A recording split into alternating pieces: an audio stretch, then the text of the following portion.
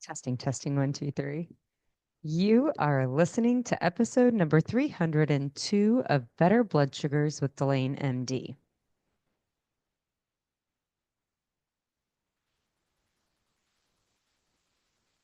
Hey there, and welcome to the podcast.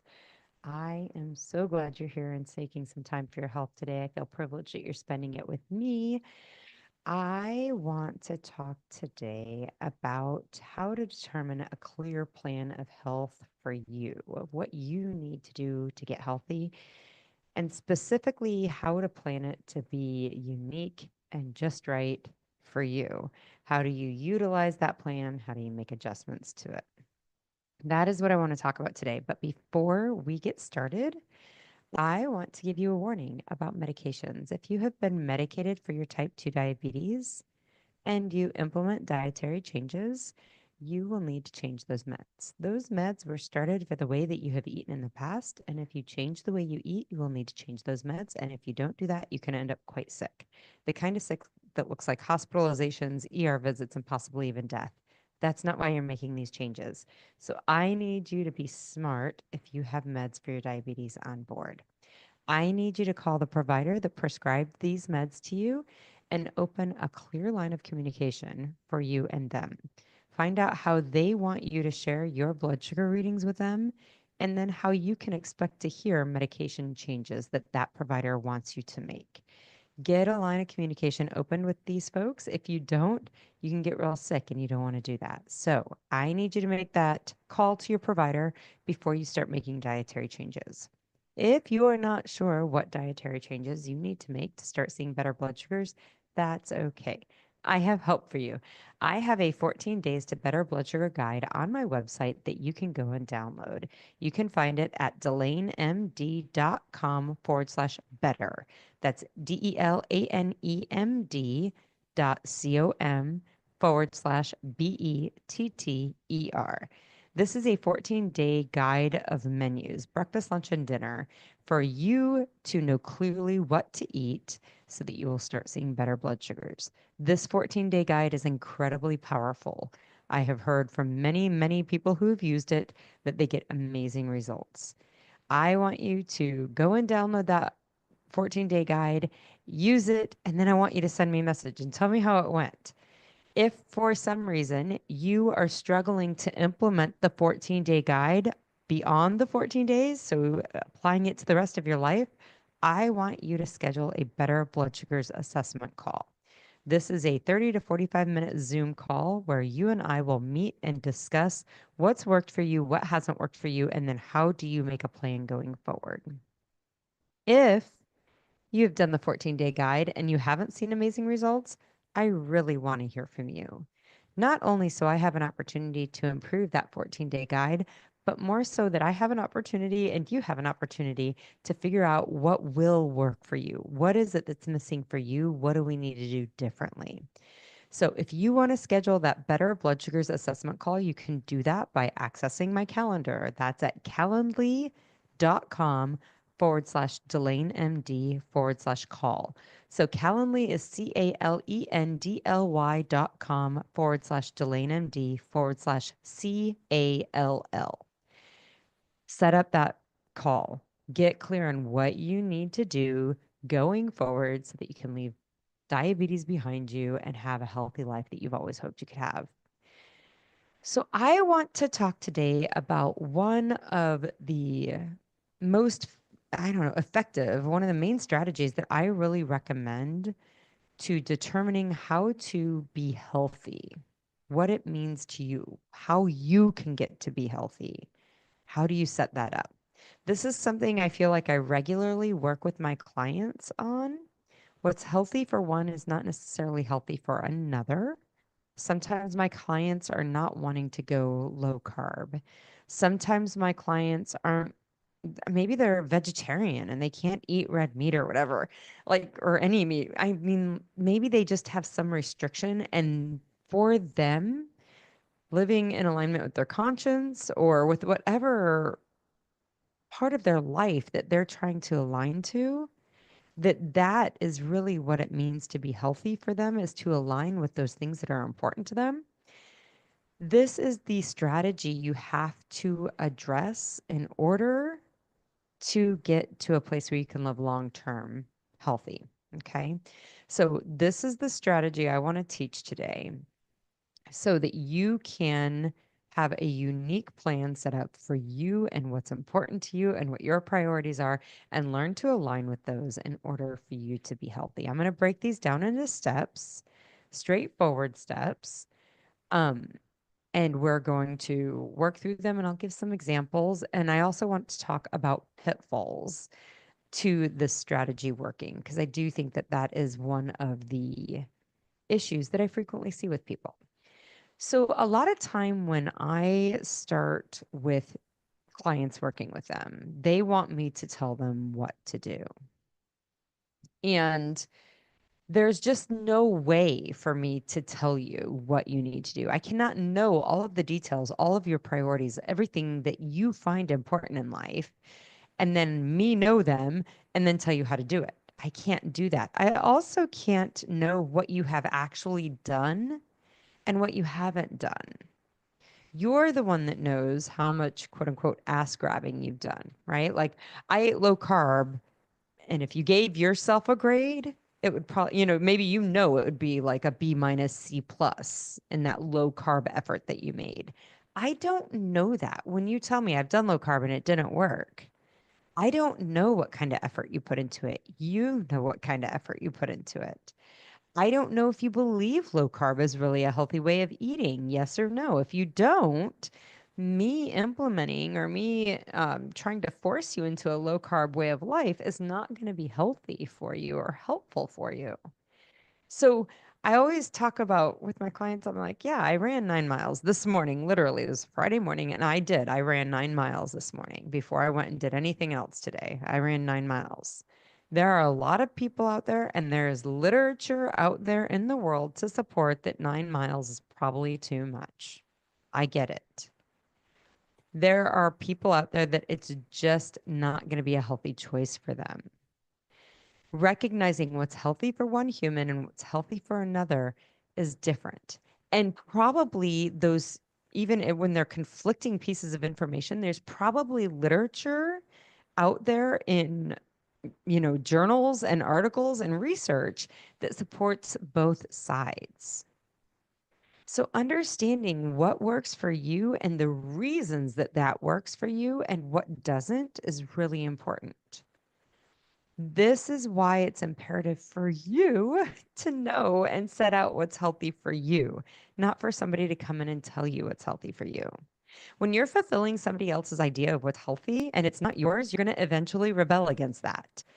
For that reason, I recommend that you determine what is healthy for you and then find help, coaching help, diet programs, whatever it is that aligns with what you believe is healthy for you. So, let's jump into the steps that I recommend for determining a healthy plan for you. Step number one is truly clearly defining what you believe is healthy, what you believe about health. I always recommend looking at 4 areas of health. I recommend looking at food, looking at exercise, looking at sleep patterns, and looking at stress management. These are the categories of health that I look at. Basically, I mean, for simplicity's sake and overall effectiveness, these are the 4 things that I choose to look at with my clients. There are many, many other measures of health, and I do not disagree with that. Just for simplicity's sake and for the most effective result, these are the things that I see. If we put our effort and our time and our energy into those things, into food, exercise, sleep, and stress management, we are going to get 85 to 90% of the results that you're looking for by focusing on those things. There are those people out there who will do everything that they believe is healthy in those 4 categories and still not reach their health goals. And then for those folks, they have to look beyond into some other areas like inflammation or allergies or all sorts of things. So, but we're not talking about that right now. We're going to talk about these 4 aspects just for simplicity's sake in this podcast. So, you're likely already taking this approach in various other areas of your life. You have basic guidelines of how you live your life and that you do it because you believe it's healthy. You wear your seatbelt because you believe it's healthy. Likely you don't drink and drive because you believe it's healthy. Maybe you don't smoke cigarettes because you've determined that cigarette smoking is not healthy. You likely have limitations on alcohol use because you believe those limitations align with what you believe is healthy. Likely you have similar limitations on drugs that you use. I mean, caffeine's a drug, but then there are, of course, other drugs that we can use, and you likely have already placed some limitations on those things because you think that because of what your thoughts are about health. Maybe you don't drink sodas. Maybe you don't eat fried foods. Maybe you don't go outside during lightning storms. Maybe you don't stand on a roof during a tornado watch. These are all things that you do because of what you believe is healthy. These are things you're already doing. And this list is probably actually quite long of things that you're actually already doing because you believe it's healthy. Many people brush their teeth every day, maybe floss every day. Maybe they wash their vegetables or their fruits every time they go to eat them, or they avoid non-organic foods, or they limit their red meat, or they don't eat raw chicken. Whatever it is, you already have beliefs about healthy behaviors and you're doing them. And you do them because that you believe that they protect your health. They create your health. So first step is to really determine what you believe about health. And then the second thing that I want you to do is clearly determine what these beliefs are in these four areas: food, exercise, sleep, and stress. Determine what your beliefs about health and food are. Maybe no fried foods, like we said, maybe no coffee, which I think is absolutely bizarre, but you're not wrong. There's evidence out there that says coffee is not great for you. Women will get into really drastic areas like no sugar, no flour, no dairy. They will categorically eliminate a food because they believe that it's not healthy. It may be clearly identifying when you will allow offensive foods or foods that you know are unhealthy. And then I think clearly identifying what you believe eating healthy looks like for you. Like, where do you see this? What does it look like? How do you see this on a regular basis? Get real clear about what being healthy and what healthy eating, what healthy food looks like for you. Do the same thing with exercise. What does healthy exercise look like for you? Is it daily exercise? Is it 3 times a week? Is it every other day? Is it 5 days a week? Is it weights only? Is it cardio only? Is it a mix? Is it breath work? Is it individual exercises? Is it group exercise? There are a lot of questions to be answered there. But what does healthy exercise for you look like? What does healthy sleep look like? What does someone who is healthy do for sleep? How many hours of sleep a night? How consistently are they implementing these hours? Not only like I go to bed at 10 and I get up at 6, but I do that Monday through Monday, or do I do that Monday through Friday and then Friday and Saturday might be later? Are there no late nights?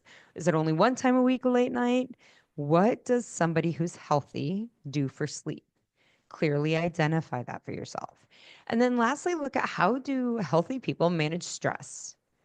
Do they do breath work, yoga, meditation? Do they go to counseling or therapy? What are they doing to manage stress? You must clearly identify what it looks like to be and live healthy. And then from there, you get to make a plan for living healthy.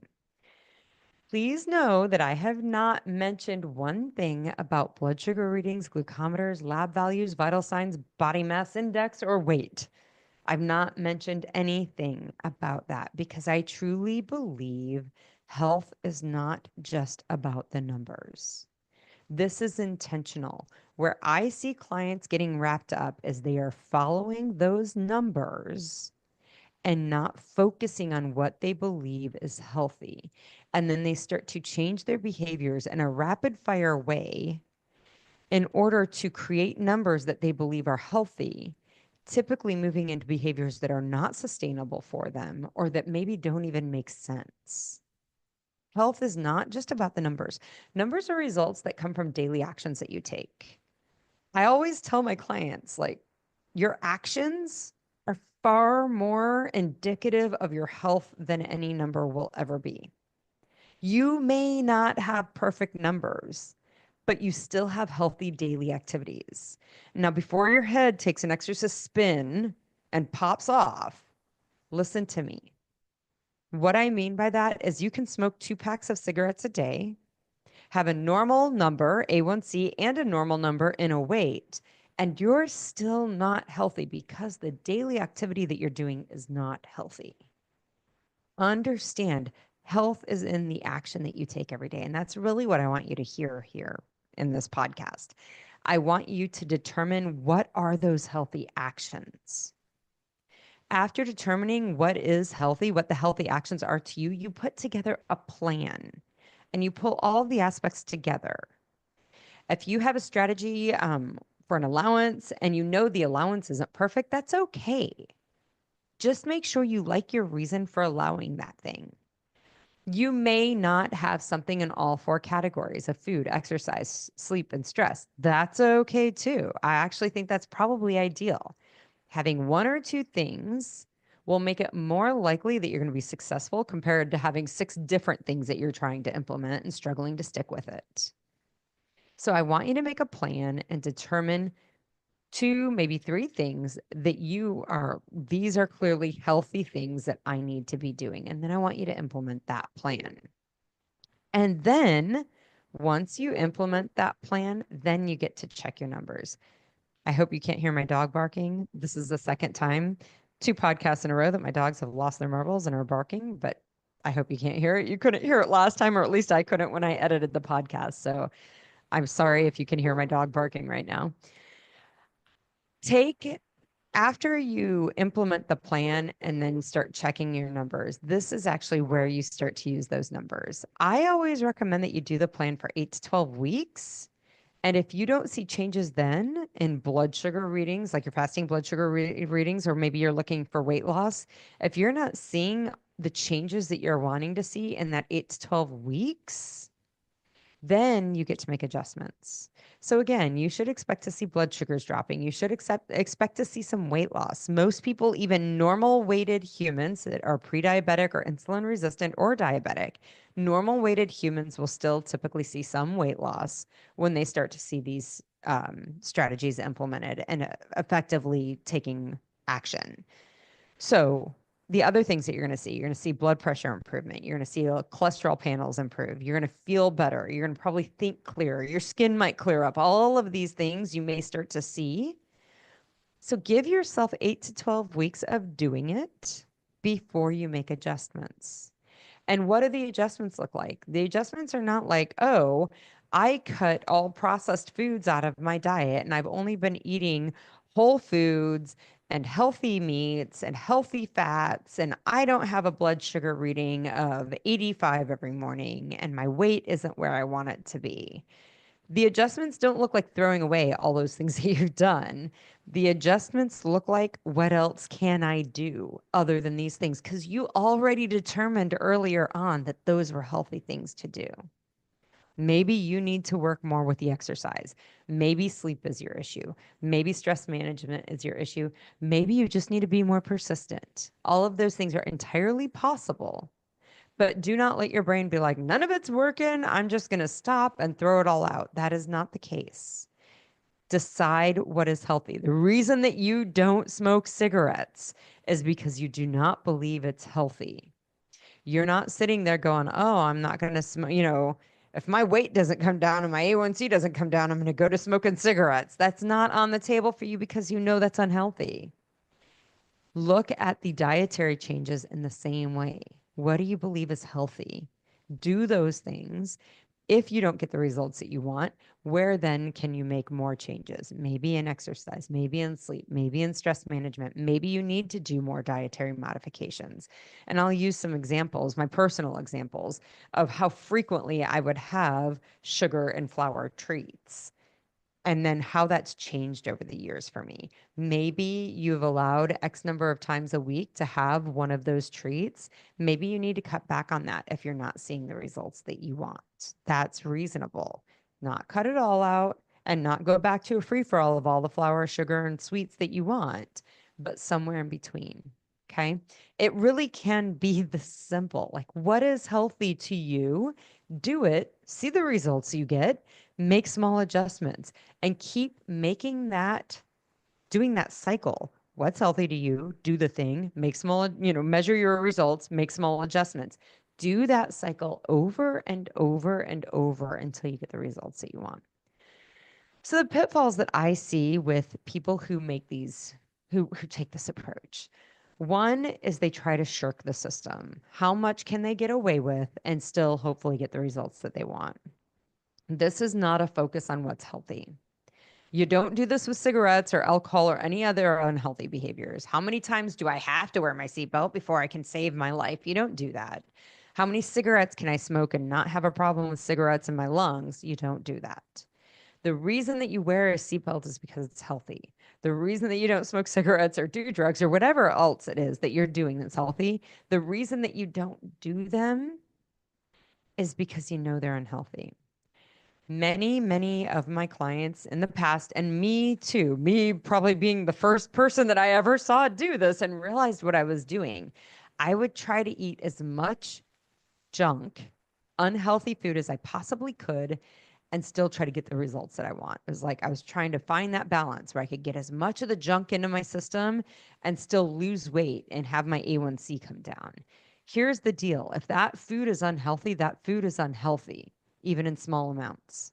Like this idea that I'm going to get as much into my system as I can, as much unhealth in my system as I can, as long as I'm getting the results, that is not healthy. And this is why it's imperative for you to determine what does it mean to you to be healthy.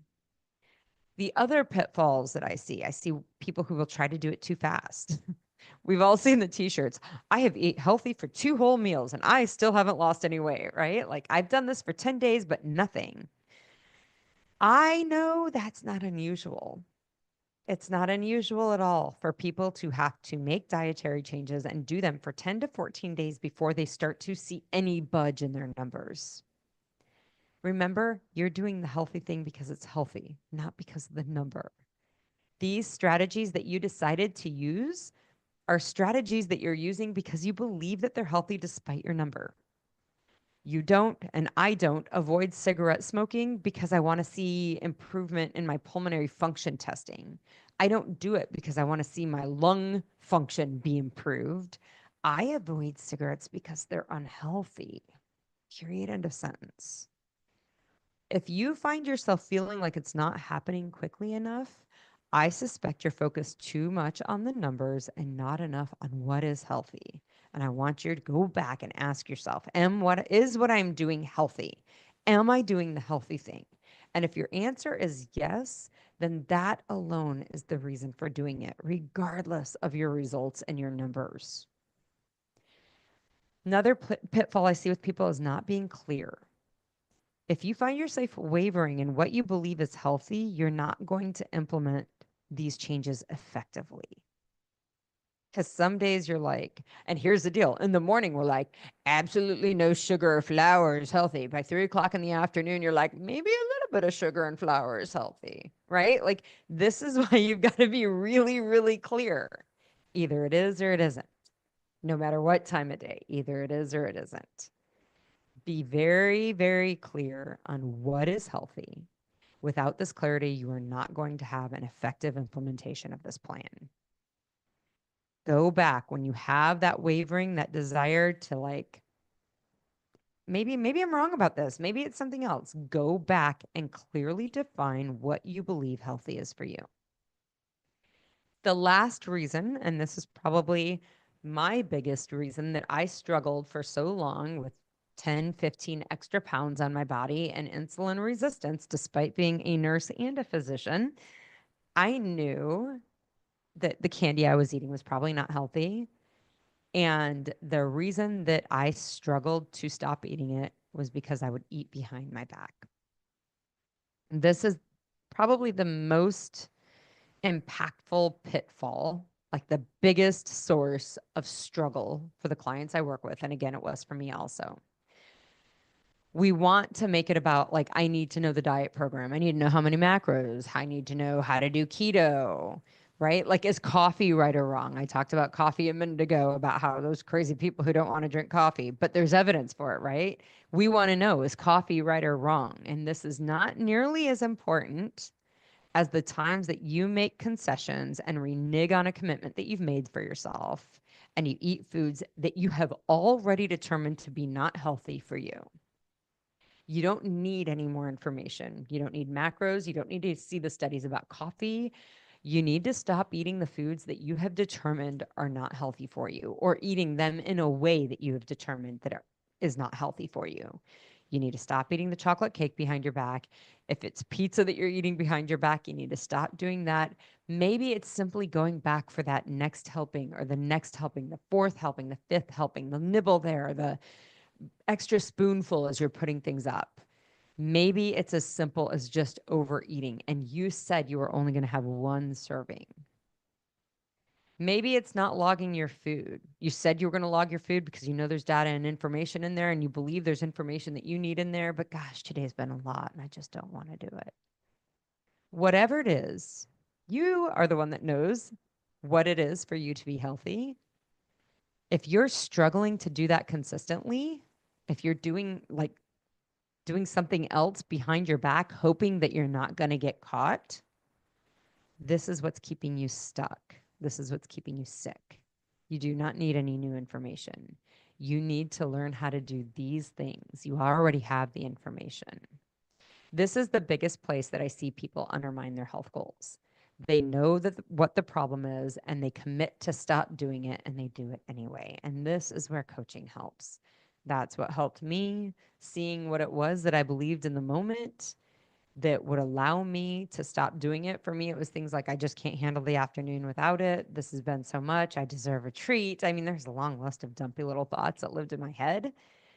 Seeing those, calling them for what they were, and recognizing that that was where the work needed to be done. I didn't need any new diet program or any more information.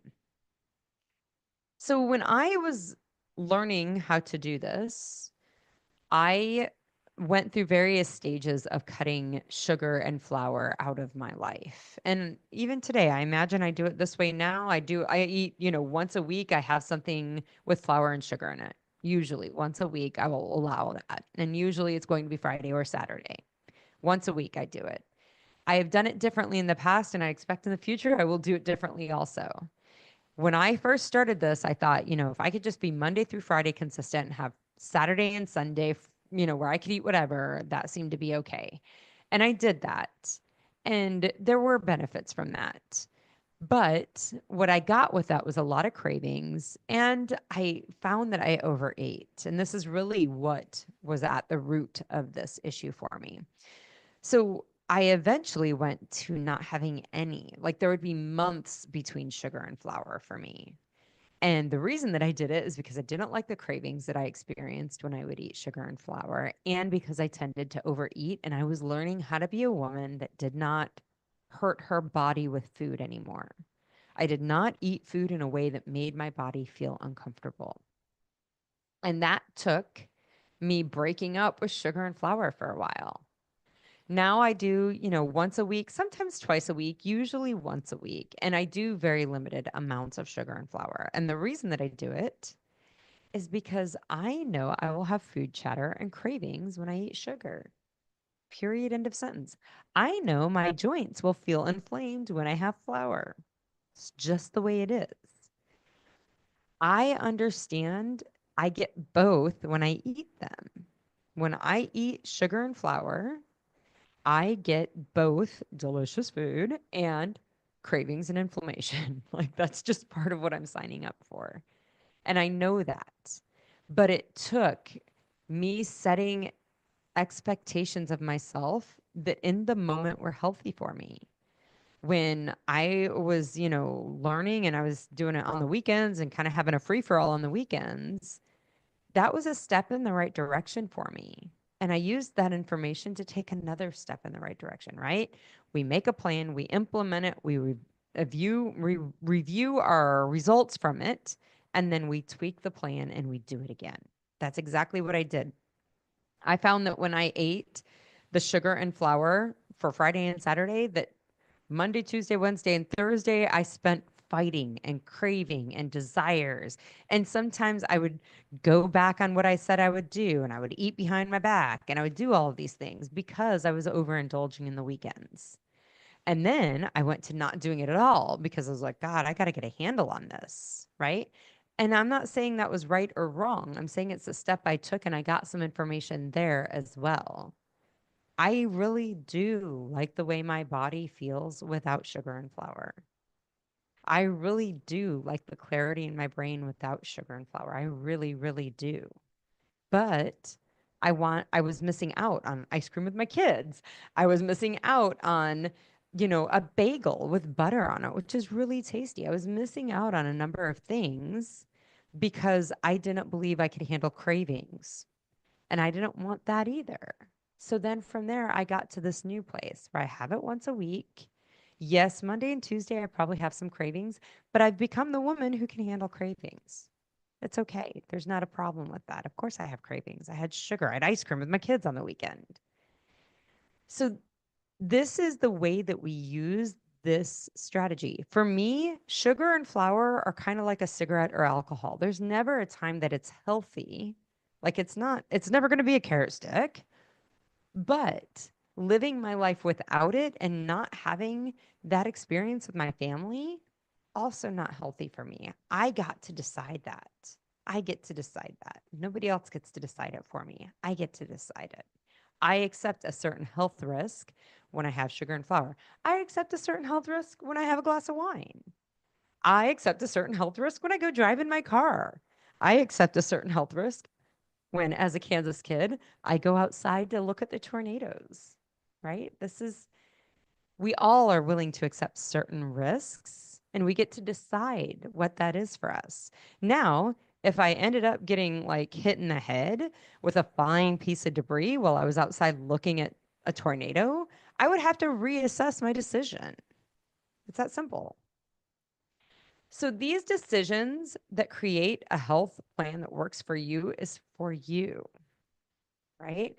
It involves you determining what is important to you, not someone telling you what's important to you. If you need more information to make that determination, there's help for that. That's what this podcast, every episode of this podcast is dedicated to that in one way or another. You can always reach out to me and ask me a question at DelaneMD.com. I'm happy to answer anything. If it's an effective implementation that you struggle with, like you can't be consistent, you're not implementing your plan, you keep eating behind your back, you keep reneging on your decisions, that's a coaching issue. Don't hesitate to reach out to me. You can always email me, Delane@DelaneMD.com. That is all I have for you this week, but I hope that you have found some help from this. I do have an ask. If you are getting help from this podcast, please like and rate and review the podcast in your podcast player.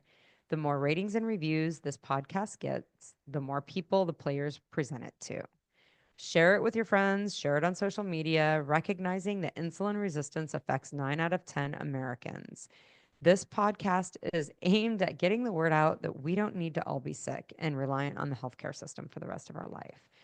The more ratings and reviews and the more you tell people about this podcast, the more we can do that. People need to hear this. Lastly, I want you to keep listening. I want you to keep avoiding foods that are making you sick and keep making the choices for